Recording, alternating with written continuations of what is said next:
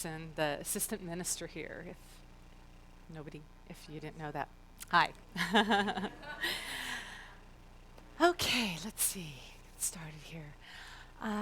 Michelle, could you please point to where you see me from? Okay, let's see. Rosemary, could you please point to where you see me from? Okay, good. Let's see. Um, Mary, could you point to where you see me from? Okay. Yeah, you guys are catching on. Smart group. Where you see me from is always from yourself, your perspective. So while we might think that things are out there, it's interpreted through our own perspective in life. Now, being that we're that point, we are also humans of habit. How many of you drove the same way to the center this morning? Just raise your hand. I'm going to out you. How many of you usually drive the same way to work or the doctor's appointments, wherever you normally go on a regular basis? Okay. And I've noticed that quite a few of you sit where you normally sit here. I've also noticed that sometimes we always talk to the same people. And so, how can we change our perspective if we always do the exact same thing? We kind of become like wheels, where we're stuck in a rut. Not only do we see things from the same point of view, but research has shown that 98% of our thoughts are the same thoughts we had yesterday, and 80% of them are negative. Yeah, that was kind of a shocking statistic for me. So I've started doing a new, what I call 5-second rule. And it doesn't mean I now wait 10 seconds to pick up food off the floor and eat it. It means that once I catch my thoughts falling on the metaphorical floor negatively, within 5 seconds, I choose to leave them there and walk away. Because just like I wouldn't pick up food that has bacteria or salmonella on it, why would I want to digest internally toxic thoughts? I try and think of the direction that I want my thoughts to go, and I pick up a new thought and walk with it in that direction, because we all realize, or I would like you to, that what we focus on and give energy to, we create more of. So this morning, I'm going to try and tweak or break a few thought patterns for you, because we become comfortable with not only the same thoughts, the same perspective, but the same familiar location. I once heard a quote that said, "Life begins at the end of your comfort zone." So this morning, we're going to get out of our comfort zone just a little bit. Remember his song, Change? How does that go again? Whether you like it or not, change.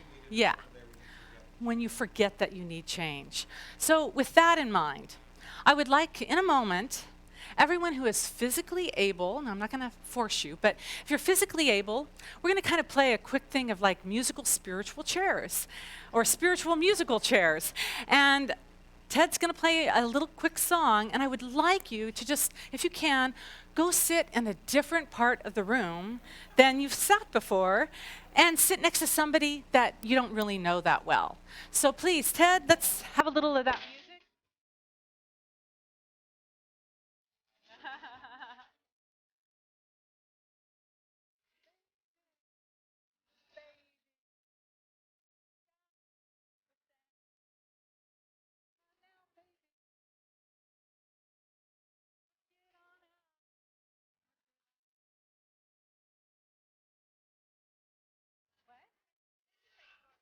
I know, you can sit wherever you want.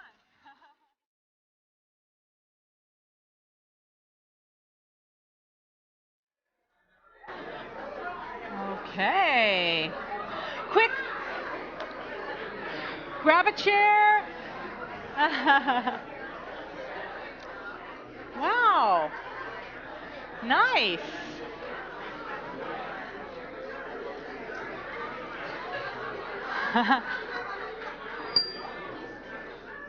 I'd like to bring this service back to order.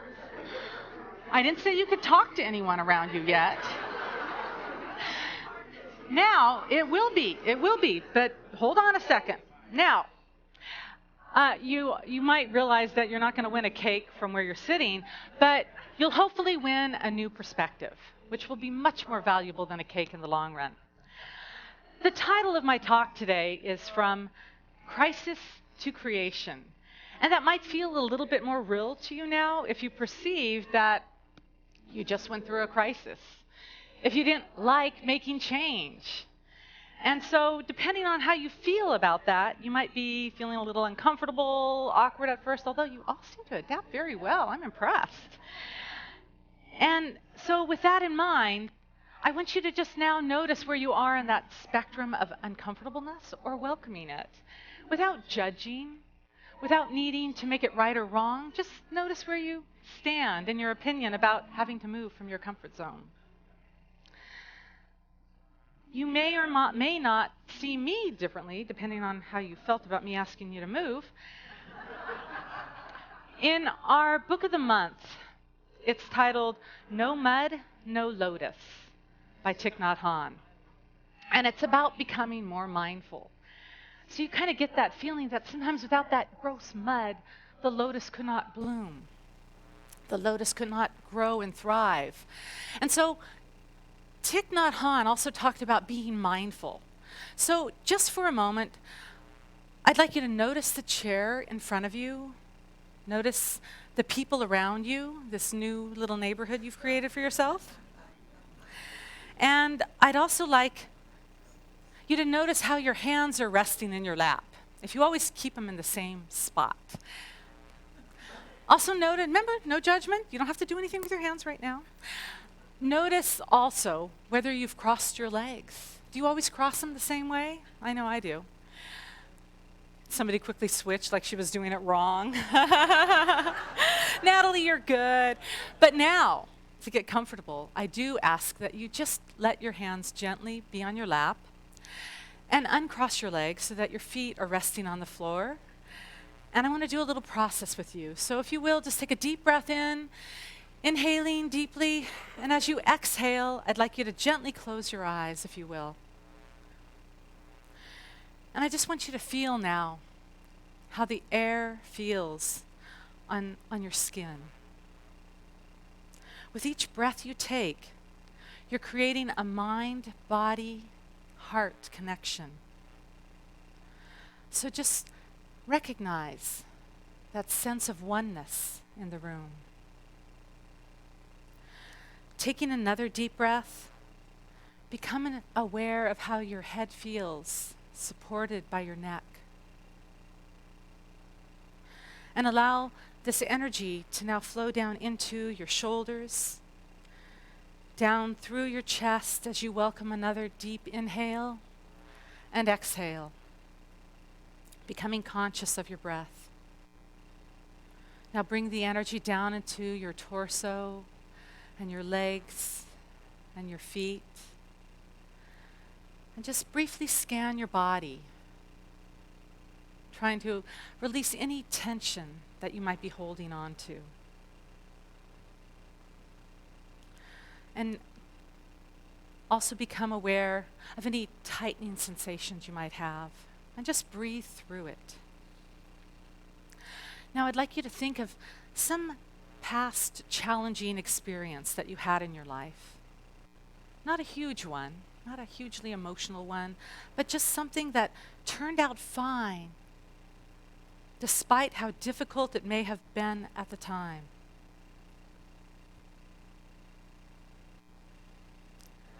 Maybe you had a challenge with school, maybe work, maybe a relationship,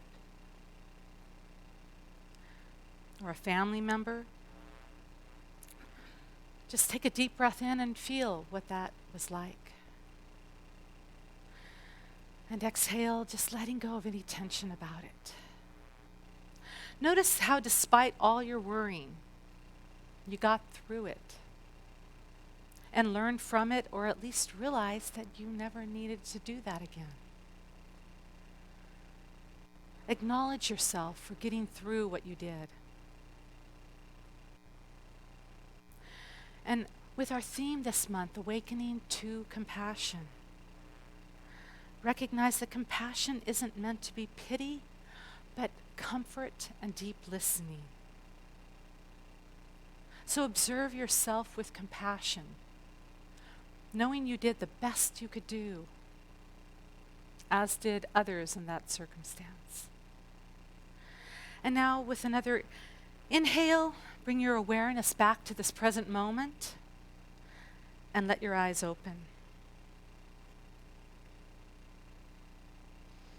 Anybody fall asleep? Just checking. I know we can get relaxed here. And now with all this in mind, what I'd like you to do is please turn to the person either next to you or in front of you or back of you, you decide. And I just would like you to share a brief, general, edited version of what that was, whatever you feel safe in sharing. And just briefly share in general what it was for only about maybe 30, 40 seconds. And then you'll hear me ring the chime, and then I'd like you to switch, and the other person will share. And then I'll ring the chime twice to have you focus back up here. Now, the person listening, I'd like you to just listen with compassion without having to say anything or fix the person. Just listen with compassion. So as I said, I want to make sure that if you don't have just one partner, if there's 3 of you, if that's fine too. But just turn to one other person and we'll go ahead and begin. Introduce yourself, and then I'll ring twice to have you switch partners. Yes. Would everybody quickly acknowledge if you don't have a partner? Okay, you could switch too if there's, we might not have time for 3, so if you want to switch up there to somebody, okay? Everybody good? You can also go in front. Okay. Go ahead and begin with the first person.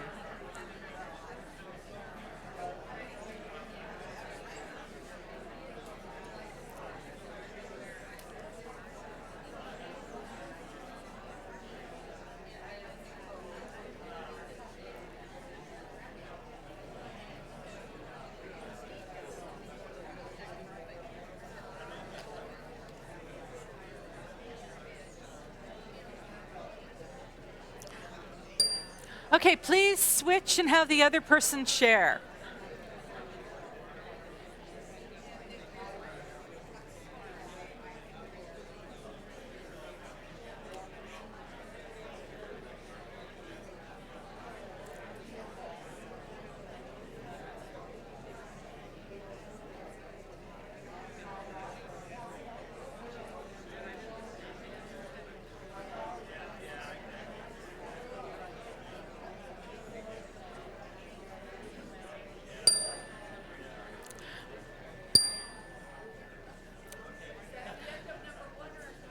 Oh, everybody had already switched, I assume. Did people switch? Okay. I'll let you wrap it up in the next 30 seconds if you haven't switched. So go ahead and do what you need to do for that.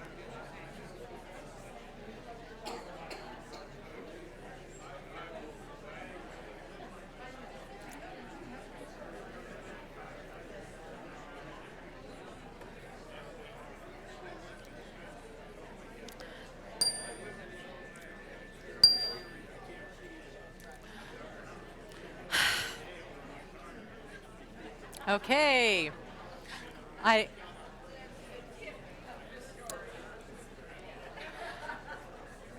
So I want to invite you to focus your attention back up here. I know, okay. Okay, so class, please.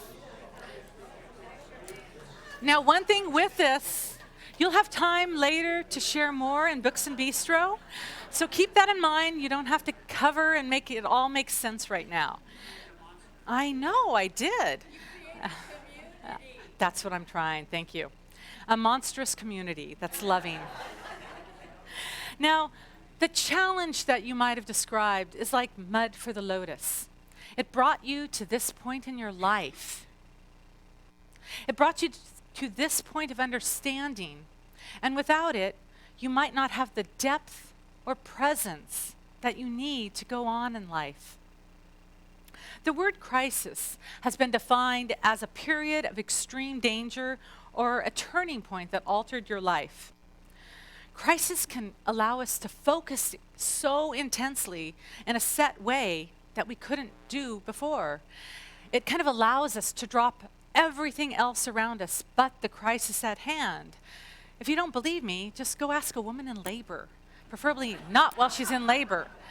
But it's that whole thing that the challenge gives you a different perspective that allows you to become stronger because of it. This is where that change in viewpoint comes in. Because people in times of crisis who can breathe in deeply, they have more tools available to them.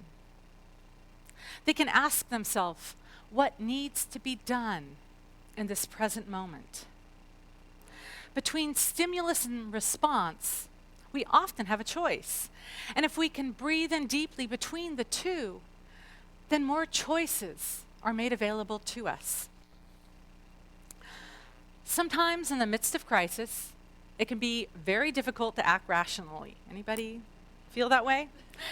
However, if we can perceive it from that different perspective, then we don't have to suffer so much. Thich Nhat Hanh discusses suffering in great depth, but I almost prefer to use the word contrast because it allows us to see what we don't want. Pain is mandatory, but suffering can be optional. Oftentimes we add to the crisis when we sensationalize it and add much more than what is necessary. So it's important to have compassion for ourselves without reliving the dramas over and over again and adding far more, as I said, sensationalist details than need to be there. Sometimes we take inventory way too soon. We quickly sum up an event and say, well, that was really bad. And then we miss out the deeper gift that the direct experience creates for us. In No Mud for Lotus, yes, that just sounds, I think of that soup guy, no soup for you, no mud for you, no lotus. Thich Nhat Hanh writes about having insights as one of the practices and being mindful of what is, having clarity, and not just giving in to that fear and anxiety. Now, I've shared some personal stories with you over the years based on events of my life where I didn't always react calmly and rationally. Those who heard my talk 2 weeks ago with the spider, yeah, that was not a pretty sight. So I invite you to, before you get into that crisis, I'm going to share another story where it also didn't go so well because of the reaction and how important I think spiritual practices can be with this. A week after my husband and I did what we thought was the scariest thing that we could do, which was to get married, we decided to go skydiving. And so we brought with us a friend's husband and my sister. And so they gave us a brief lesson. We decided to go in tandem, where they give you this option to be hooked to a jump master by cords. And so we went into this room beforehand and had like an hour video presentation where they show you how you're supposed to cross your arms like this when you initially jump out for about 20 seconds of free fall. And then you arc your back for another few seconds. And then hopefully the parachute opens at that point. So we did this, big lesson, and I thought, this is going to be easy. So my husband practiced the entire way up on the plane, doing all these motions, and I was kind of teasing him, going, you're way too worried about this. The jump master's got it down. Just let it go. Well, I was the first one out the plane, and I realized that when I jumped, I left my brain on the plane. Because I began to wildly flap my arms like a bird, which is what I do in my flying dreams. I knew I had to save us, and that was what I was going to do.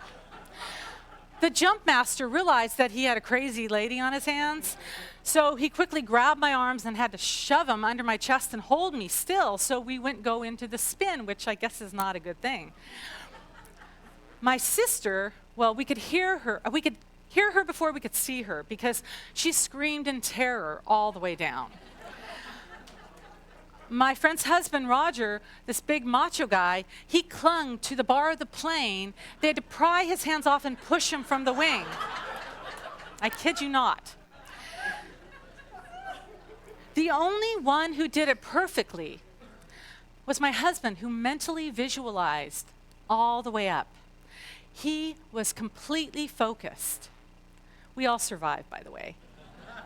But the takeaway I got from this, what I've created out of that, was that these spiritual practices come in handy so that we don't just react. It prepares us so much more for challenges that come.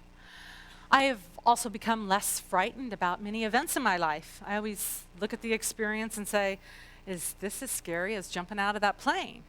And the answer is usually no. So even having that perspective of what really is scary helps.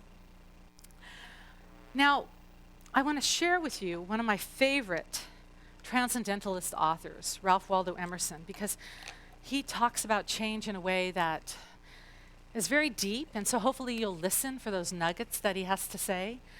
And so he says, regarding change, a fever, a mutilation, a cruel disappointment, a loss of wealth, a loss of friends, seems at the moment unpaid loss and unpayable. But the sure years reveal the deep, remedial force that underlies all facts. The death of a dear friend, wife, brother, lover, which seemed nothing but privation, somewhat later assumes the aspect of a guide or genius.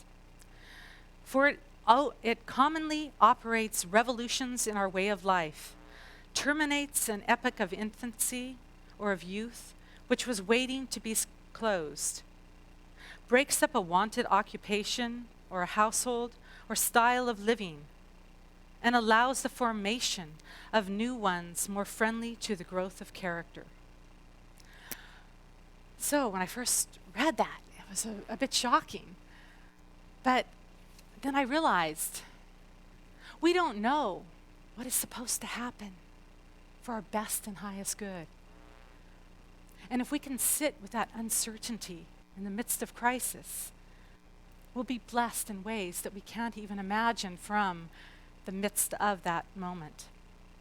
Now, we've had some crises in California in the last couple of years, and I'm referring now to the fires. They've been very devastating for many people. But one common denominator I saw in all of this was how much people stepped in to help out. How people pulled together, not just as communities, but from across the globe to contribute. I interviewed a friend about this, and he was in the Napa fire. He escaped with just the shirt on his back. He lost everything. 3 of his neighbors lost their lives. He said that what has been created for him out of that whole experience has been a renewed sense of inner strength. And he realized that now he's not afraid of hardly anything. He knows he can get through so many challenges. And he also said that he's begun to appreciate so much more of what's important. He cares far less about material things. He was also very touched by how people did pull together in his community. And he was like almost this cheerleader rallying them together to say, let's not just grieve the past, but look forward and create the future.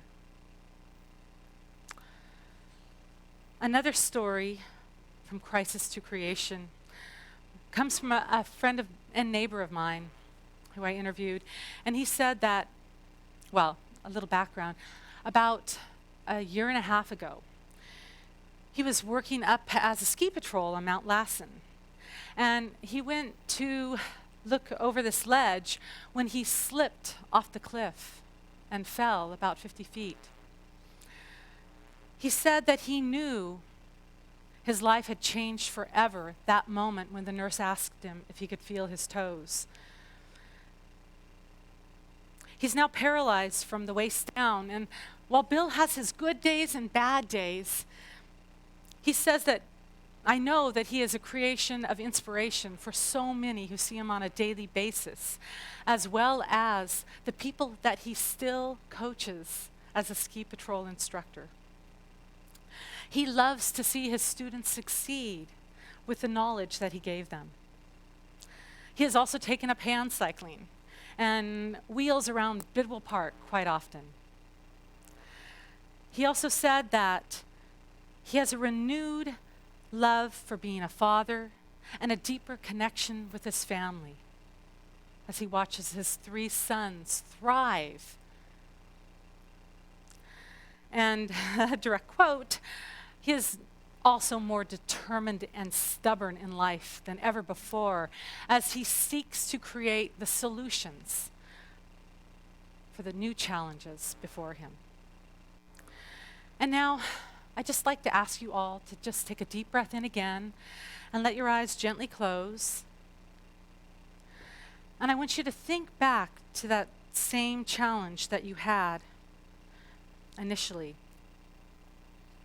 And I want you to think, if you can, of 1 or 2 ways or 2 things that you have created from your life as a result of that experience. What has strengthened you? Think of it without the sensationalized adjectives that it once had. How has your perspective changed? How can you become more compassionate toward yourself or another? Now take a deep breath in and feel that compassion that flows through you.